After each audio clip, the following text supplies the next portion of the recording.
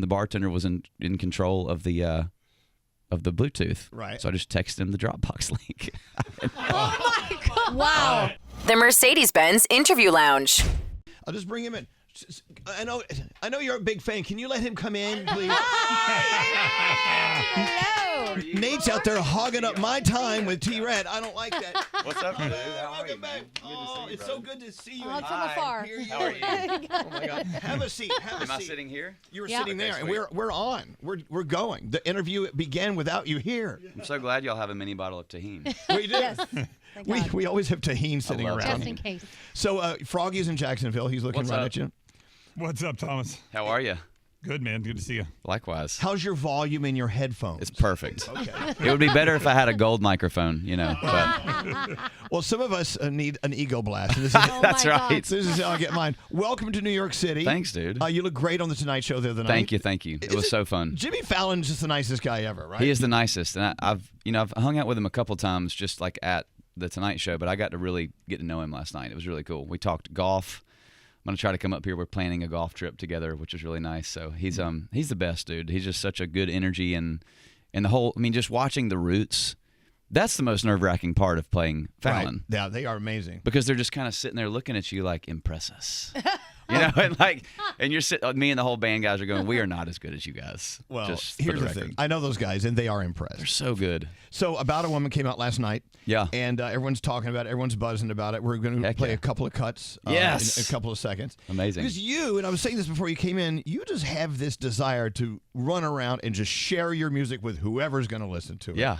And have you always been this way? I've always kind of been that way. I love playing songs for people. I love, especially when I'm excited about it. And I have never, to be honest, I've never been this excited about a project. And I don't know why. Maybe it's turning 30 and I care less about what people think. But like, this was the most freeing album to make. Didn't look left, didn't look right. And it was just like, if it put a smile on my face, that was good for me. And so spent the last year and a half making this project, and I can't believe that it is finally out in the world. I'm so freaking pumped. Some great things have happened in the music world since last we spoke, which was years ago. Yeah. There is this convention of thought now about how music is music, songs are songs. Yeah. And to put them in a corral and saying, well, that's a whatever top 40 song. That's Yeah, a yeah. country- That stuff those walls are dissolving. They're dissolving fast, yeah. And because of you. I mean, You think it's because of me? Well, okay, this album, for instance, right now, it's out right now, About a Woman. There's a lot of different sounds on this music. Tons. Sonically, this album is covering all sorts A lot of territory. foundational. Yeah, for sure. But that's how I grew up, man. You know, I grew up with a dad that was a country singer, and so country music was my very first love. I got to tour with him. I got to watch him write songs. Got to watch him perform.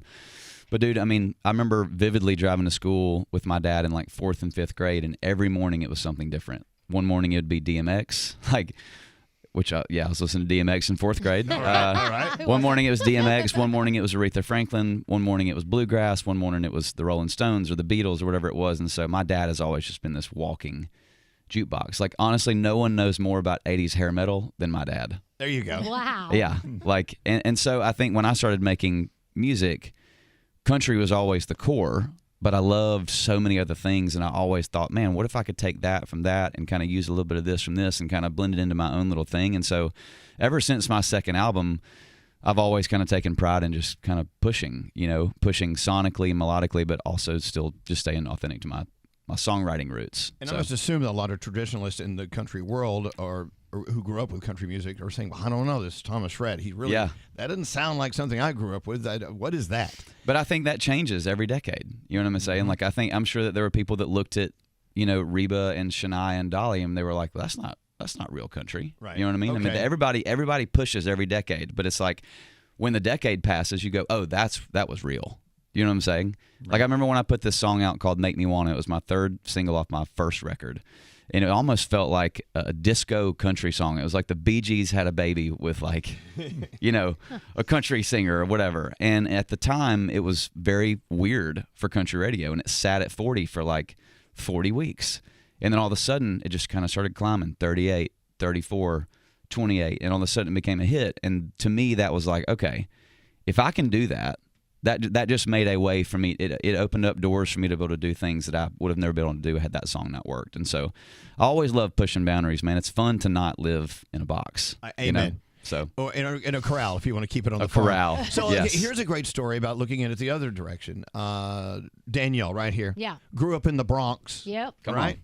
So you grew up, your musical influences growing up were... I listened to a lot of hip-hop growing up. I listened to a lot of top 40 growing up. How much country did you listen to growing up? I didn't listen to country until college. Really? And Winona. And who did you listen to? So Winona, Okay, Pam cool. Tillis. Oh, yeah. Stuff like that. And I did a country show on a radio station. Fell in love with country and love that was one of the genres of music that I fell in love with. And then you listen to your stuff. I mean, Centerpoint Road is one of my favorite albums. Are you serious? Wow, thank you. I actually wrote down when you say the lyric, because he talks about his wife all the time. I love the relationship. It's the cutest thing ever. Thank you for living this dream I know you never had. Oh yeah, it's one of my favorite songs. Yes, and it's what I'm like. That is just I Man, love it. thank you. I love it. I had no idea we were going to talk about deep cuts this morning. there we It's go. amazing. Yeah, there you go. Amazing. Let's move over here to Gandhi. Yeah, hi. Gandhi grew up listening to solely music, for instance. Much more hip hop. Yeah, absolutely. However, the first country I was really introduced to was actually you. No, y'all are making all this. Well, no, I'm not. No, not at all. Y'all got together last night. Y'all Okay. did not get together last night. Not at all. This is all truth. Yeah, so my boyfriend, when we first started dating, the first song that he sent me was Look What God Gave Her, which No I think way. is off that album Yep, that Centerpoint Danielle Road. did. It was, yeah. Yes. And that was his, like, hey, just so you know, I love you. This song makes me think about you. Wow. And now every time that I hear that, I'm like, country music, not so bad. Come but on. you were my first sort of, like, foot in the water as far as country music goes. Dude, it's Yeah. amazing. As far as you Thank you. starting playing music on your guitar, what's the first song you ever learned how to play? We were just talking about that 2 seconds ago. It was 3 a.m. by Matchbox 20. It was the first song I ever learned. And 2 weeks ago, I got to sing it with Matchbox 20. Wow. Okay, so in the middle of that performance, was there a chance you could have just frozen up right there and were like, what the hell is this? This is pretty amazing. Bro, I told, because I'd never met Rob before. Really? I mean, so they were actually one of my first concerts. I saw Matchbox 20, and their openers were Third Eye Blind and American Hi-Fi. Wow. And I still have the T-shirt to this day. So I've always been a huge Matchbox fan. And so last year on the road, we did this decades bit where we went from the 50s to now. Mm-hmm. And we played like an Elvis tune, a James Brown tune, a Rolling Stones tune. And in our 90s era, we played 3 a.m. And I remember Rob commented on my Instagram page, and I was like, holy crap. I'm a giant fan. And so we got put on the same bill up in Canada at this festival called Boots and Hearts. And so it was like them opening for me. And I was like, this is wrong. This feels very strange. And Rob's management emailed and said, hey, would you want to sing 3 a.m. with us? And I was like, yes. And Did they know the story behind the song? No, he didn't know. And I met him at catering, and I straight up fangirled, right there, eating brisket, So Okay, now let's talk about Froggy, for instance. Okay. Froggy, of course, is the new face of country radio. What's up, dude? He's winning awards now. Froggy, look at your troubadour hat. I know, right? Do you want to admit to Thomas Rhett what you did when you illegally did? I did. I do. Tell him. All right, Thomas. If you remember, we did the iHeart Country Summit in Nashville back in February, and you played us 5 or 6 tracks off of this new album. Yeah. I put my phone under my seat and recorded every Good single for one you, of them bro. when you played it that day. Good for you. There needs to be more of that happening. And I'll tell you that I have shared something about a woman with everybody because it is so different. It's Thank not you, like man. Thank you. anything else you've done, but I have a little insight into this. I know there's 14 songs on the album. Yeah. How many songs did you write to get to these 14 songs about your wife, Lauren? Man, we started the process of picking this record from, I think there was 150 songs. And I'm just a songwriter first and foremost. So there's never a time when I'm not writing. So I was literally having dinner with my producers last night, and I was like, we were literally just talking about what are we doing next.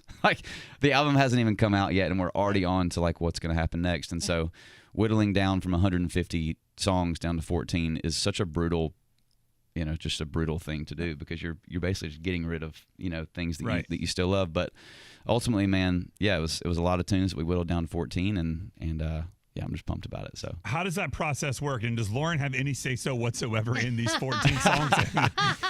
Dude, her and my kids both had a huge part in this album because my wife, I used to play her everything that I would write, and now it's gotten to the point where she gets this thing called demoitis. If you know what demoitis is, it's playing you a song in its most raw form, and then you actually go into the studio and cut it, and you can't unhear the demo, and so you're just stuck with not liking the new project, if that makes any sense. And so I have now gotten to the point where I will finish albums and then I will play them for her so that she doesn't even have the chance to get demoitis. Well, that's kind of slippery. Yeah. Slippery and slimy. Yeah, well, for sure. when so many songs or all of them are about her, does she ever hear one and say, "What the hell is that?" Or, "I love this, oh my God"? I think her biggest thing, this record, when I found out that I was going to call it About a Woman and kind of dedicate this album to her, she was like, "Is this record going to make me dance?" That was like the one thing, because that's a fair question. When I write love songs, they normally come out in the form of a ballad. They come out slow. Like, that's just, I don't know why that is. But thanks to the co-writers and my producers, we really took even slow ideas and just made them up and made them fun and made them joyful. And so I think that this is my wife's favorite record because it is so just fun and about her. Let's play a song. Yeah, come on. Okay, of course, the album out last night. It's out now, About a Woman. Of course, this is Something About a Woman. Let's go. And there you go. Thomas Rhett, Something About a Woman. I heard that so long ago when Froggy played it for me. It sounds so much better in the studio mix than it did what I have on my phone. He recorded that song with his phone under his seat. Yeah.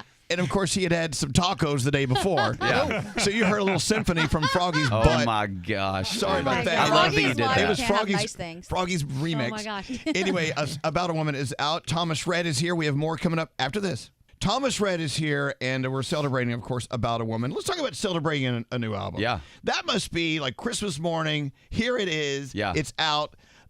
Let's just party. Yeah, it is. How have you celebrated the release of this album so far? Man, we've been in New York. Okay. And this is one of my favorite places to celebrate. Like, my wife and I come here. We try to come here once a year for sure during Christmas time because we just love being in New York during Christmas. But all my band, all my crew is here. We got together and had dinner last night and stayed out a little bit too late. Tequila involved? There was some tequila. Nice. Champagne? I think that was my problem.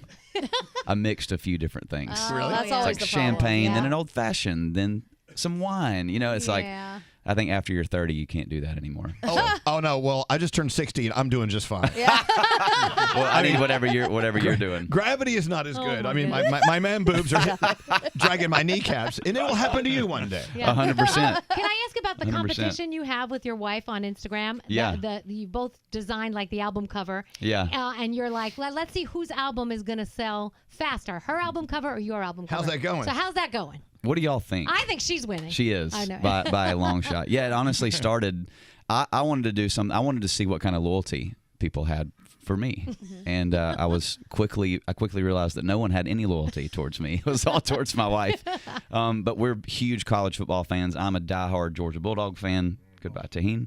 And my wife is a diehard Tennessee Volunteers fan. So we made literally just like 1,000 of each. One's got like a Georgia Red cover, and one's got the Tennessee Orange cover, and she's beat me by like 60%. Oh, So, wow. Yeah. Let's put something to rest right now. I know Yeah. there was an article out not too long ago saying that there was at one point in your relationship with your wife where it was they used the word imploding. Right.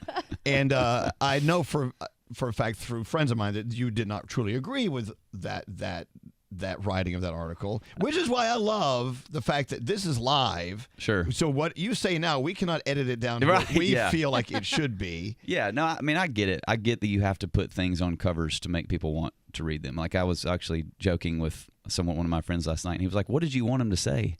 We've never been better." Like, who's going to buy that? You know what I mean? And so, yeah, I mean, marriage is tough, dude. No, like, really? it's tough. And doing it with 4 children while being gone 180 days a year, it's hard, Well, let's talk about that. You write all these songs. You said you had the possibility of 150 different songs you could have sifted through to put on this album. Yeah. The process, the creative process. I know for a fact all artists, be it painters or musicians or whatever, they're going to come into a point in their lives where they just can't find the words. They can't find the vibe. Sure. What do you do? What is your advice for all of us who are totally lost in this world? How do you find the vibe again and go, okay, we're back on the roller coaster. Let's make this work. Yeah, it's different for every artist, right? Because when you're brand new, you're brand new. Like, one thing that I will never be again is brand new. You know what I'm saying? And so as you continue to put records out, this is my 7th album. I've covered so much territory, sonically, melodically, lyrically. And so when you're sitting down to write a new project, it really, for me, I just have to get inspired somehow. And usually for me, that is going out west. And so like being in nature, being in the mountains sort of like refreshes my soul. And also every project, I always try to work with different people that I've never worked with before, right? Because you're going to get different things from different people. But I remember me and Julian, my producer, sat on the bus a year and a half ago. He's like, what do you want to do on this record? And I said, I just want it to be full of bangers. I just want a record full of bangers. And so when you kind of discover like that's the mission, not every album has to have this like crazy deep, well, I saw this wildflower, driving from Austin to New Mexico, and it sparked this whole. Every record doesn't have to be that way. Sometimes something that's just fun can be enough of an inspiration to write a whole record. And so, for me on this album, like it was really just trying to find new ways to say I love you. And I've said that a million times, but I love writing love songs, and I love trying to find unique ways to kind of show that. And I think production helps a lot too. So. How much do you love doing what you do? I mean, asking it today, I freaking love it. It's the first full day of your album out, Yeah. so of course you're going to say that, but you love it. Is that also where you find your inspiration? You have to remind yourself every once in a while, oh my God, I'm doing something. God has given me something, and a great family, great friends, and this incredible gift. You got to love it. 1,000,000%. I mean, it doesn't matter what job you do. There are parts of your job that are not your favorite part of your job. But dude, it's like the whole culmination of it, like the sitting there and grinding for 6 hours just to find a second verse or to find a great bridge melody. And you kind of go, man, was it worth the 6 hours? And then it actually was worth it. And then it goes on the record, and then it goes on the radio. And then the full culmination is you walking on stage and watching someone light up when those first notes come out of your guitar. You know what I'm saying? There is no feeling like that, because when you are songwriting, there's so many days where no one has any ideas. When I was talking about this with a couple of the writers last night, it's like, it's amazing how it genuinely just miraculously falls out of you. And it didn't come from anywhere. It might have stemmed from a conversation, or someone played a cool chord on a piano, and all of a sudden a song happened. And all of a sudden it goes on a record, and all of a sudden the world knows the words. You know what I'm saying? Like, that is a miracle. And so I think that's my favorite part of this job, man, is just walking on stage. When I got to see you in Nashville on New Year's Eve. This past New Year's Eve. Oh, yeah. You were there, Lainey was there. Yeah, yeah. And that was insane. The amount of people out there just watching, and like you said, faces lighting up, everybody knows the words, screaming the words back at you. It's just the coolest thing to watch. It is so cool. And then getting to hear y'all's story, like that's something that's been kind of crazy lately, is like, you will never, like as an artist, whatever you do, you will never know the impact that your stuff has on people. Do you know what I'm saying? Like, I would have never known that about either of y'all had you told me that, you listened to Look What God Gave Her, and one of your favorite tracks was a song that no one's brought up to me in 7 years. Wow. You know what I mean? I love it. And that's the beauty of art, is that you get to make it, and then you get to put it out, and then people get to decide how it's going to impact them, and those stories are what make it worth it. So. Frog, it's your boy T. Rhett. I know. So, Thomas, I want to know, so you wrote 150 songs. You're using 14 of them. There's 136 songs out there that are waiting. Yeah.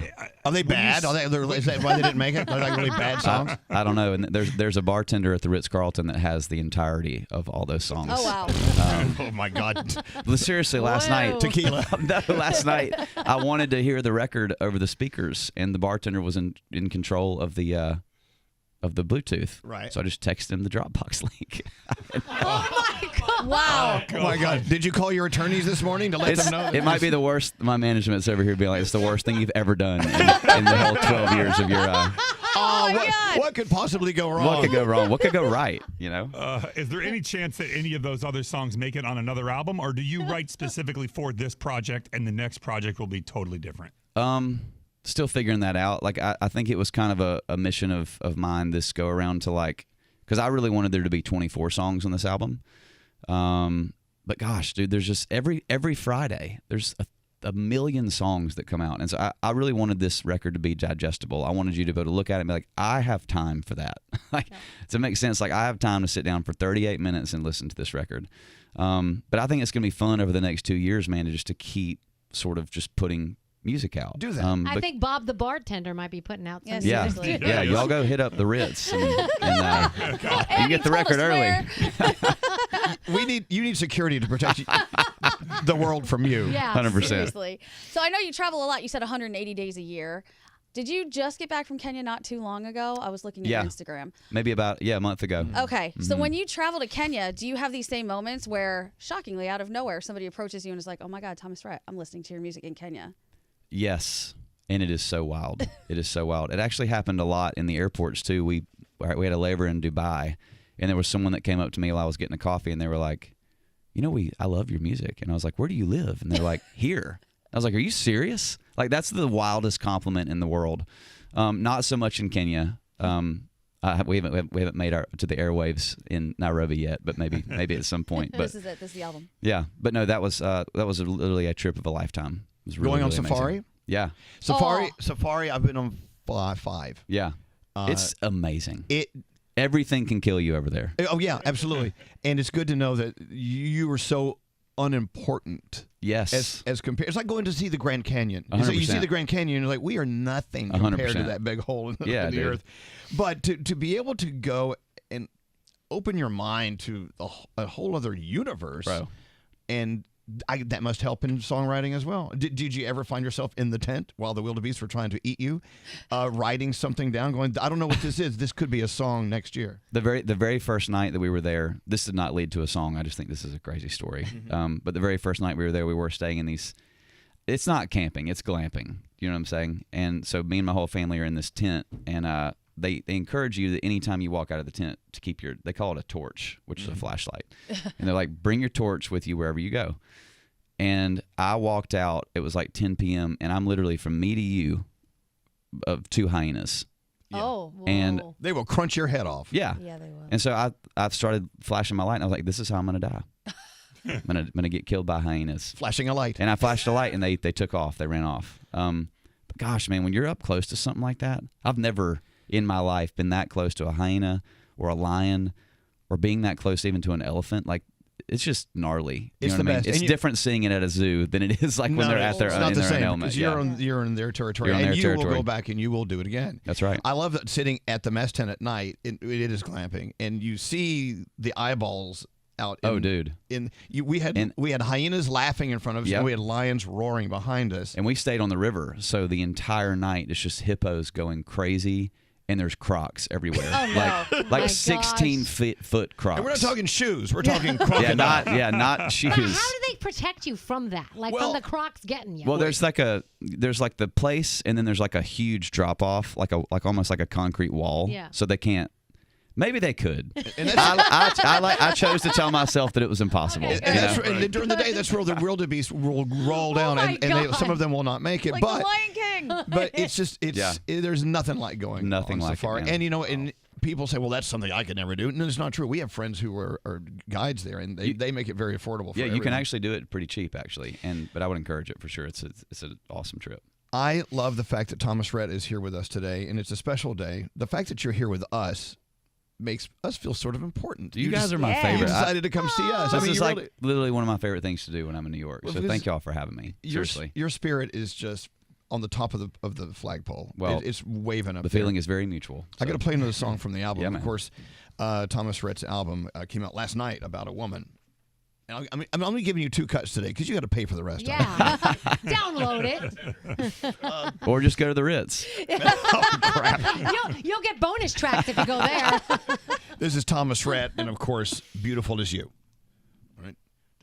Did we enjoy the song? Yeah. Yes, there it is. Hey! Can I ask a question about why artists do that thing with the dropping ahead of time? So you dropped 4 songs before the album came out, Yeah. right? Now, Lainey Wilson has an album out today. She did the same Yeah. thing. A lot of the artists do that now. What is the reason? Is that just like to let us, taste it a little bit? I still ask myself that question, to be honest, because I think the goal probably is to build hype, right? Like, because if you really love the first 3 that come out, then you hope that someone's going to be like, I bet the rest of the record is just amazing, But there's also this part of me that wonders, like, when are we going to get back to the mystique? You know what I'm saying? Yeah. Like, there's so much teasing, and there's so much like, here, check this version out, and check this version out, and watch me sing this in a bathroom, and you know what I mean? And like all these things, and it's kind of sort of, in my opinion, what culture sort of says we have to do. But man, like in the 70s and stuff, it was just like, wonder what Tom Petty's been doing for the last year and a half, and all of a sudden, bam. It was the whole album. Whole came out. album. There was no. Yeah, the thing. Maybe we'll get back to that one day. Who knows? And now you have artists that just produce song by song. They don't even think about albums. Right. Yeah, for sure. There's so many different ways to get your music. There's so many. It's like music business is the Wild West today. Yeah. Like when I first started, it was so. I'm not gonna say it was easier, but it was like you had kind of one or two outlets to put your music out, and now there's so many ways to get your music heard. So Yep. I mean, you could be an artist that lives in Nebraska and you're 17 years old, and one day your mom just thinks you're great, and the next day you're opening for Zach Bryan. You know what I'm saying? Like it's like how weird and wild. it's wild, yeah. So And now, if crazy. you do disappear for a year, people are going to say, "Oh, his marriage is imploding. You're not allowed to 100%. disappear anymore."